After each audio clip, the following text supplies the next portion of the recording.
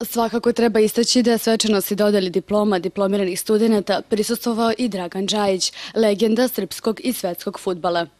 Pa srpski fudbal polako izlazi iz jedne situacije u kojoj se nalazi već nekoliko godina.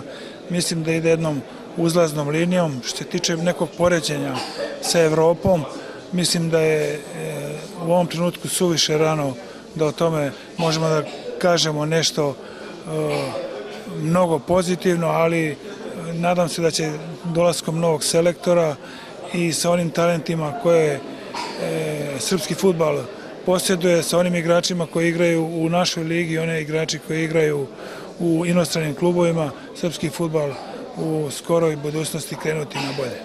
Svaka naučna institucija, pa i ova akademija, znači za studente puno. Naravno, tu se edukuju, stiču nova znanja, važno je da to što nauče ovde na univerzitetu primene i u struci.